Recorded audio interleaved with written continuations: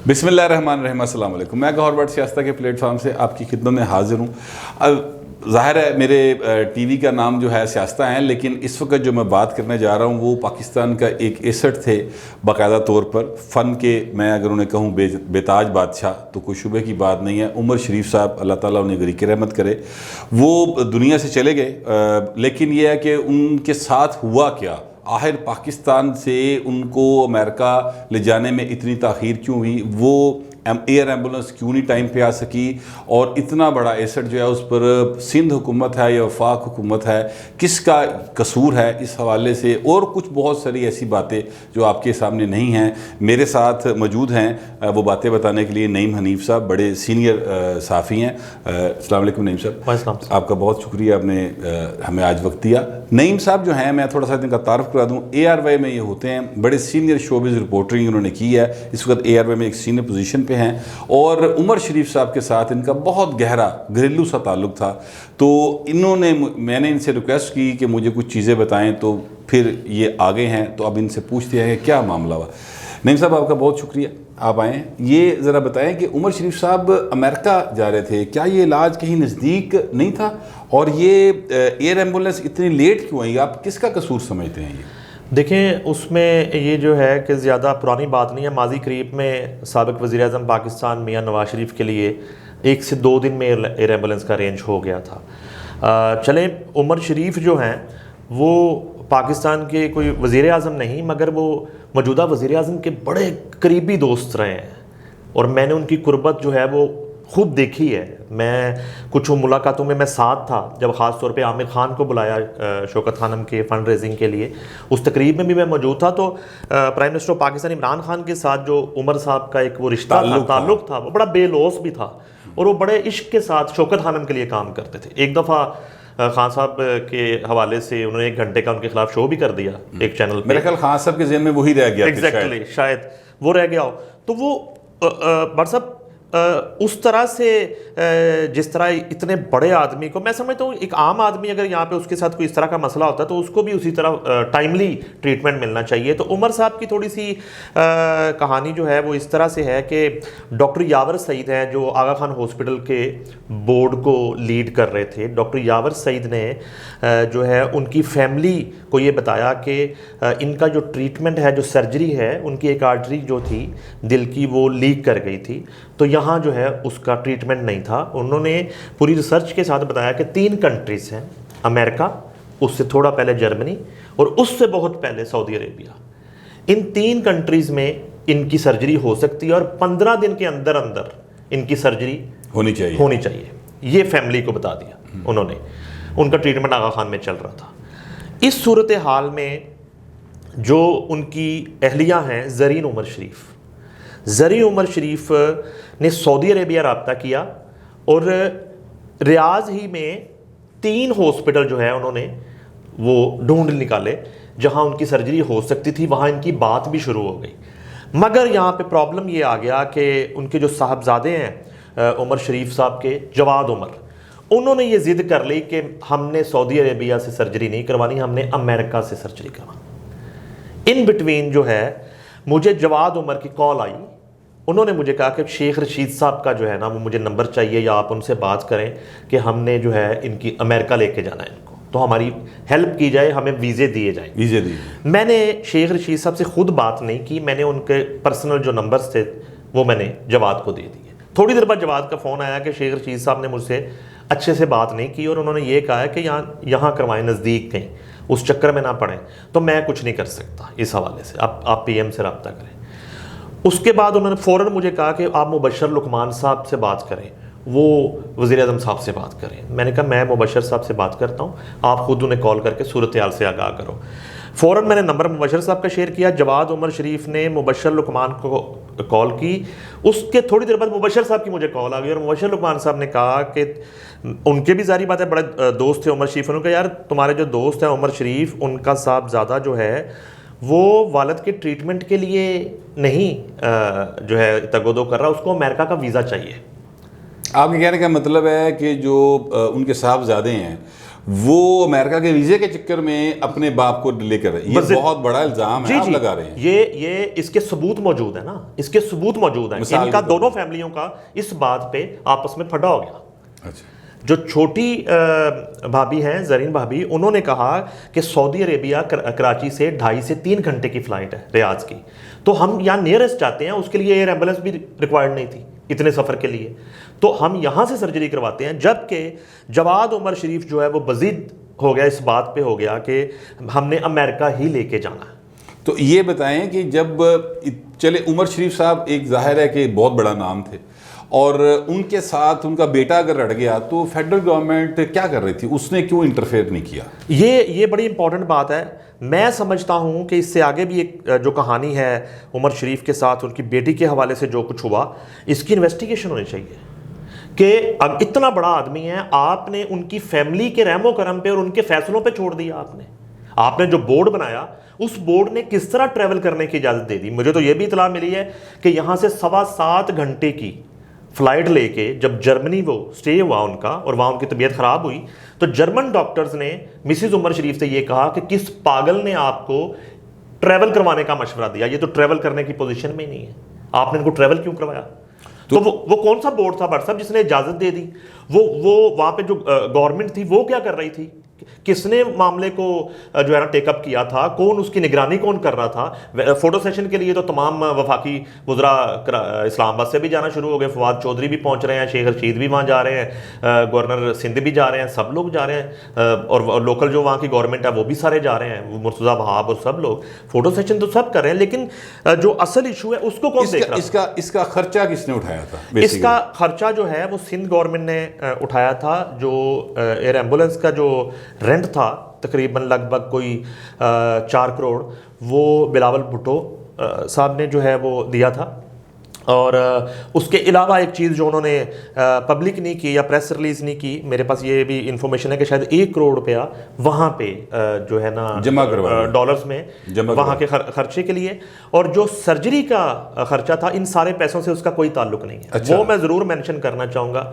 वो रीमा ने खुद मुझे कॉल करके बताया कि एग्जैक्टली अदाकारा रीमा के जो खामंद हैं डॉक्टर तारिक शहाब, वो हार्ट सर्जन है, तो वो सारा वहाँ पे अरेंजमेंट कर रहे थे। तो रीमा ने मुझे ये बताया कि जो सर्जरी का यहाँ पे खर्चा है वो तकरीबन 1 करोड़ पाकिस्तानी ही बनता है। तो वो जो है हमारे पास नहीं है, लेकिन वो हमने किसी से नहीं मांगना, वो हम आपस में कंट्रीब्यूट करके तो वो करवाएंगे, वो कर रहे हैं सारा, वो अपना अरेंजमेंट करके वहाँ बैठे। तो उमर शरीफ साहब जिसके बहुत ज़्यादा दोस्त थे इमरान खान साहब के, उन्होंने कुछ नहीं किया, उनकी गवर्नमेंट की तरफ से कोई इनको फैसिलिटेट नहीं किया गया, सिवाय फोटो सेशन के कुछ और भी काम किया है फेडरल गवर्नमेंट ने? देखिए, फेडरल गवर्नमेंट ने अगर इस फैमिली के साथ कुछ किया तो वो सिर्फ इनको वीज़े 5-5 साल के मल्टीपल अमेरिका के वीज़े जो हैं, जो उनके साहबजादे चाह रहे थे, साहबजादे ने जो जिद की कि अमेरिका ही लेके जाना है और अपने बाप को रिस्क में डाला, इतने बड़े रिस्क में डाल दिया।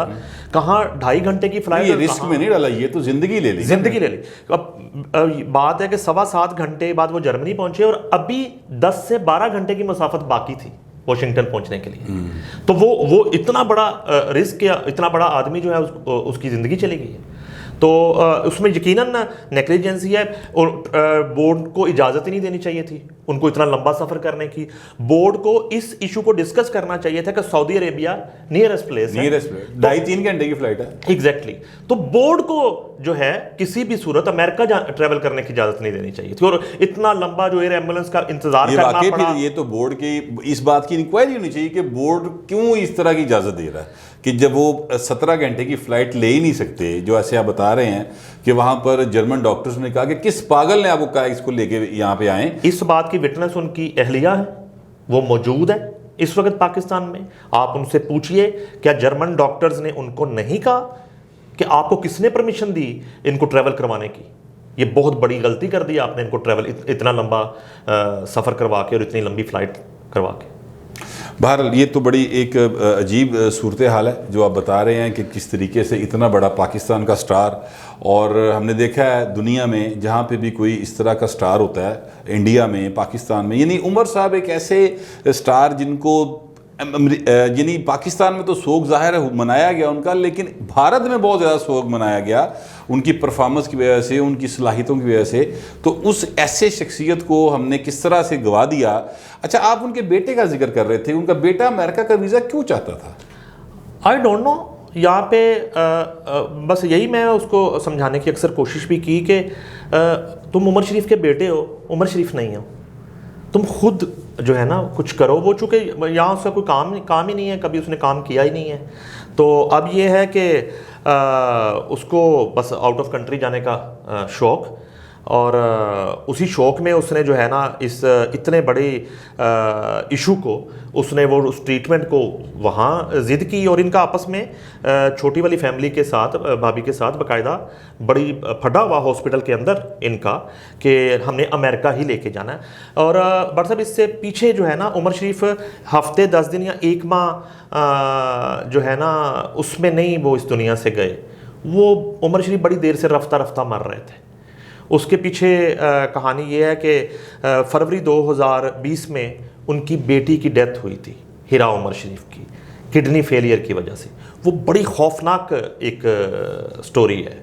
वो तब से ही बस उमर शरीफ जो है ना वो क्या स्टोरी है? वो बरसब कुछ इस तरह से है कि हीरा उनकी इकलौती बेटी थी, और मेरी भी बिल्कुल भतीजियों की तरह बड़ा उससे प्यार, बच्ची से, पूरी फैमिली के साथ। तो उनकी अचानक से पता चला कि किडनी दोनों जो हैं फेल हो गई हैं। अब वो ट्रांसप्लांट करवाने के लिए मेरे सामने उमर साहब ने जिन जिन लोगों से राब्ते किए, उनमें साबिक सदर पाकिस्तान परवेज़ मुशर्रफ से बात की, उन्होंने मेरी मौजूदगी में बात की। कामरान शाहिद गवाह हैं, इनको घर बुलाते रहे कि किसी तरह से ये परमिशन ले दें, क्योंकि वो ब्लड रिलेशन के अलावा आप नहीं ले सकते, आप किडनी नहीं ले सकते, और वो प्रोसेस नहीं हो सकता।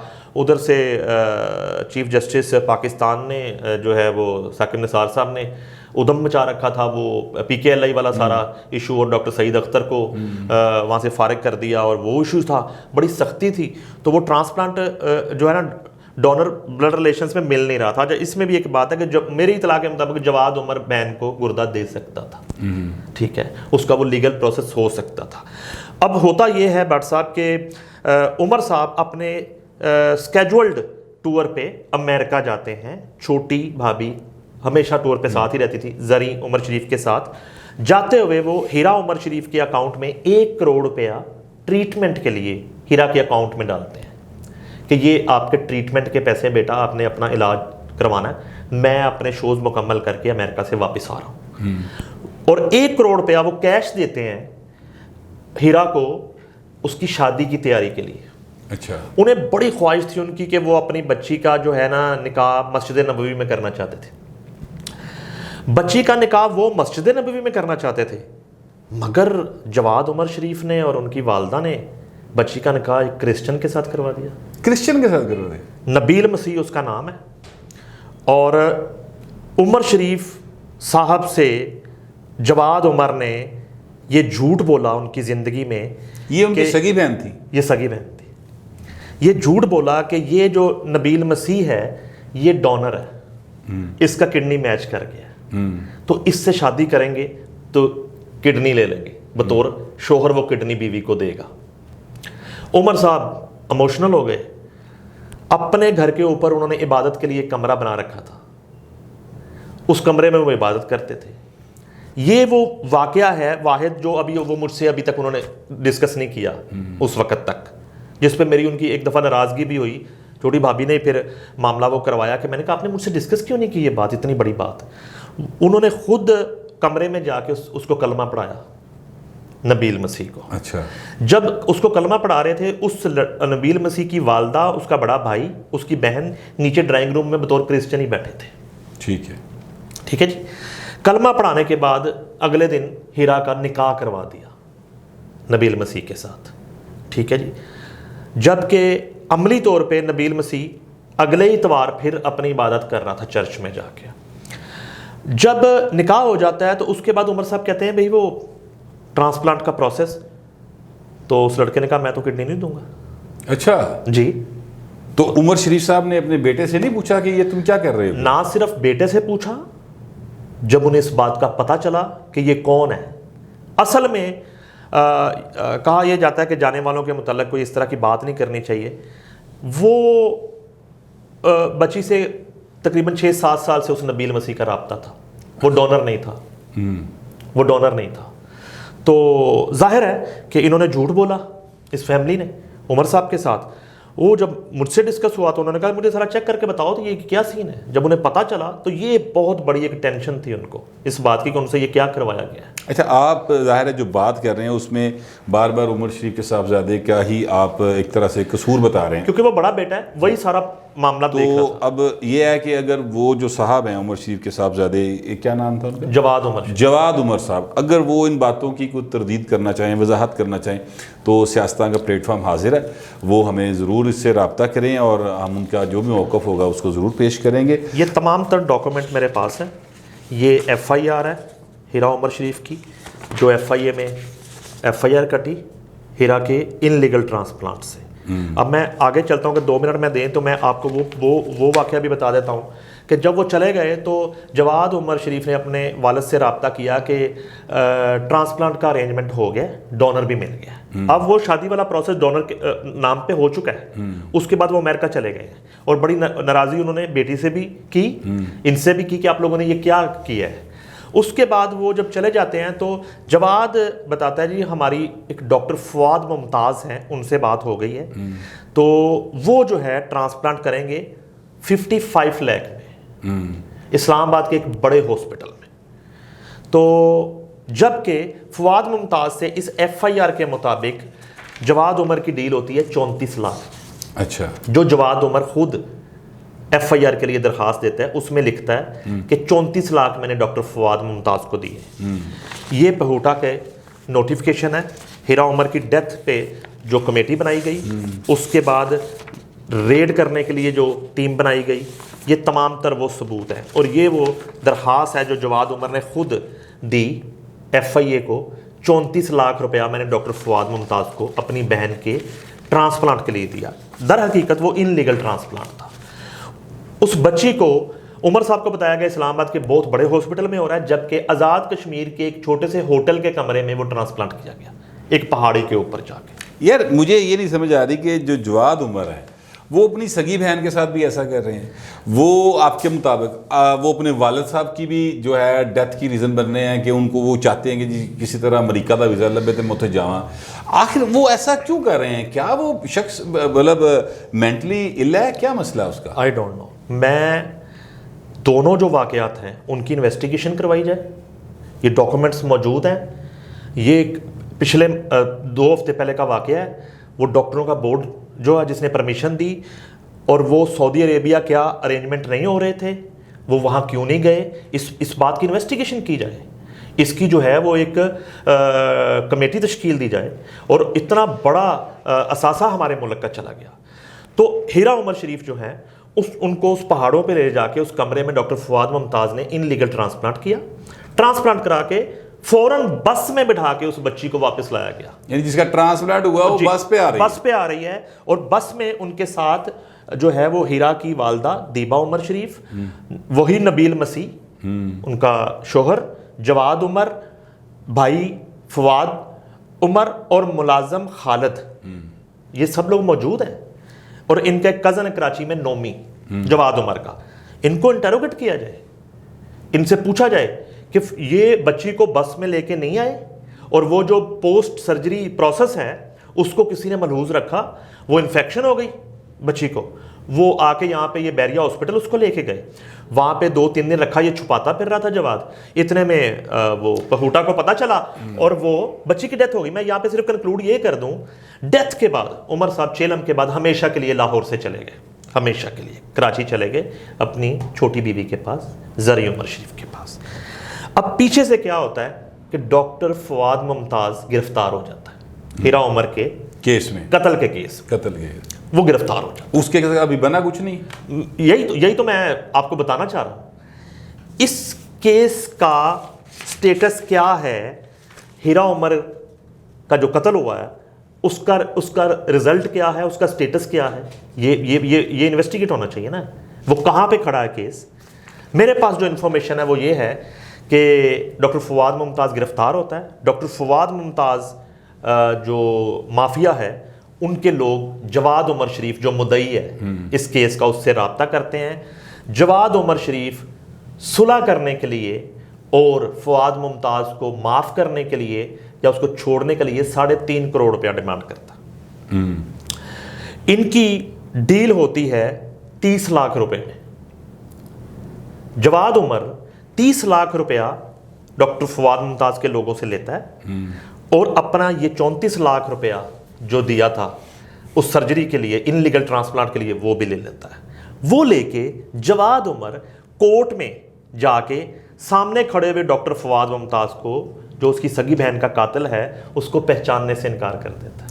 यार ये वैसे बड़ी अजीब बातें हैं जो नईम साहब बता रहे हैं। सगा भाई और सगा बेटा वो अगर ये सारा कुछ कर रहा है तो नईम साहब उसके बाद फिर मेरा ख्याल है हुकूमतों से तो शिकवा करना नहीं बनता कि हुकूमत जो है वो आप कह रहे हैं इंक्वायरी करे और क्या। तो ये बातें तो खैर मुझे नहीं लम थी, मेरे तो जहन में यही बात थी कि यार इतना बड़ा स्टार और हुकूमतों ने एक बोर्ड के फैसले के ऊपर 15 दिन के लिए उसको मतलब यानी पाकिस्तान से 17 घंटे की फ़्लाइट पे भेज दिया। मुझे समझ नहीं आई और फिर लेट क्यों हुई थी। तो लेकिन अब ये जो बातें बता रहे हैं उसके बाद फिर इमरान नियाज़ी बेचारा की करे।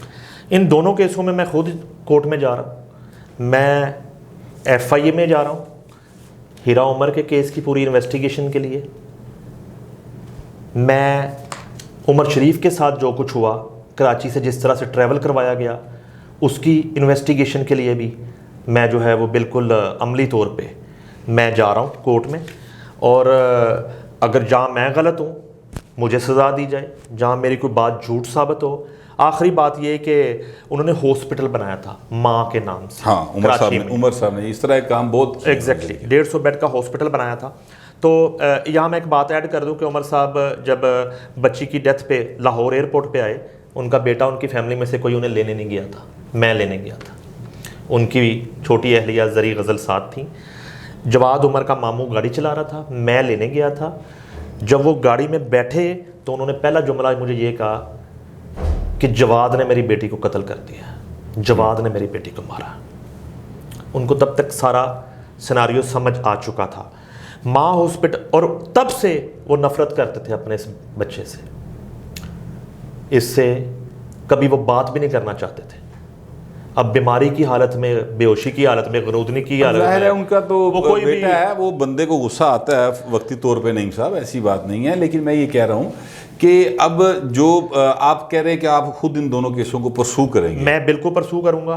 मैं चूँकि अभी इद्दत में है, छोटी भाभी भी बड़ी भाभी भी, मैं उनसे, बड़ी भाभी से मेरी 2 दिन पहले बात हुई थी, उनसे मैंने काफ़ी ये गिला शिकवा किया है, सारी बातें मैंने उनसे की हैं। तो उनके पास कोई जवाब उस तरह का सॉलिड तो नहीं है। अब ये इद्दत से निकलती हैं और चेलम के बाद जो है, और ख़ास तौर पे अब ये है कि इतने इतने बड़े झूठ जवाब जो है वो बैठ के टीवी पे बोल रहा होता है कि मैं इंडिया के टूर पे साथ था, आमिर खान ने घर पे ये कर दिया फलां। तो मैं कभी भी नहीं साथ था, मैं साथ था, छोटी अहलिया साथ थी। उसके सारे सबूत मैं अभी आपको दे रहा हूँ, सारी चीज़ें दे रहा हूँ। उसके बाद ये है कि जब जहाँ तक बात है माँ हॉस्पिटल की, तो वो बिल्कुल माँ हॉस्पिटल से जवाद को हमेशा दूर रखना चाहते थे, वो ट्रस्ट नहीं करते थे। उमर साहब ये चाहते थे कि ये किसी NGO को दे दिया जाए जो इसको प्रॉपर चला सके, या उनकी ख्वाहिश थी कि मैं रेंजर्स को देना चाहता हूँ ये हॉस्पिटल, ठीक है जी, एक मैं गिफ्ट करना चाहता हूँ और वो इसको रन करे इस हॉस्पिटल को। आज मुझे पता चला है कि जिनकी ज़मीन पे वो हॉस्पिटल बना है, वो खातून जो है पाकिस्तानी नयाद अमेरिकन निगत मिर्ज़ा, वो कराची पहुंच चुकी हैं, ठीक है जी। उनका ये कहना है कि ये तमाम तर सूरत हाल में हमने ये उमर साहब को ज़मीन दी थी, अब वो नहीं रहे, तो हम खुद इसको टेक ओवर करेंगे और खुद इसको चलाएंगे। चले, अल्लाह करे कि वो अच्छे तरीके से चलाएं। नाज़रीन, आपने नईम साहब की बातें सुनी और आपने देखा कि किस तरीके से इतने बड़े फ़नकार के साथ हुकूमतों ने जो किया सो किया। वो आपके सामने है कि एयर एम्बुलेंस आने में ही इतने टाइम लग गया, बोर्ड बनने में टाइम लग गया, वफाकी वज़रा जा जाकर वहाँ पर तस्वीरें खिंचवाते रहे, इसके अलावा कुछ नहीं किया। वही जो तरीके इंसाफ का सिर्फ एक तरीक़ेकार है कि सस्ती शोहरत हासिल करें। लेकिन उनसे अब शिकवा मेरा ख्याल इसके बाद नहीं बनता करना, लेकिन इंक्वायरी ज़रूर होनी चाहिए। चाहिए कि एक बच्चा जिसको सेंस नहीं है मेडिकल की, उसके फैसले के ऊपर किस तरह से छोड़ दिया गया कि जनाब वो अमेरिका जाना चाहता तो ज़िद पूरी की थी और इसमें एक कितना बड़ा स्टार पाकिस्तान का चला गया, इसकी इंक्वायरी ज़रूर होनी चाहिए। और जवाद उमर साहब जो बातें नईम साहब ने की हैं, अगर जवाद उमर साहब इन बातों की तरदीद या वजाहत करना चाहे तो सियासत का प्लेटफॉर्म हाजिर है, वो ज़रूर मुझसे रब्ता करें, मैं उनके मौक़िफ़ को भी ज़रूर चलाऊँगा। तो नईम साहब आपका बहुत शुक्रिया, आपने एक इंतहाई पाकिस्तान के बड़े असासा बाकायदा तौर पे जो हमारा थे अदाकार, उनके बारे में जो हक़ायक़ हैं वो सामने लेकर आए। आपका बहुत शुक्रिया। शुक्रिया। फिल वक्त इतना ही, मिलते हैं अगले वीडियो।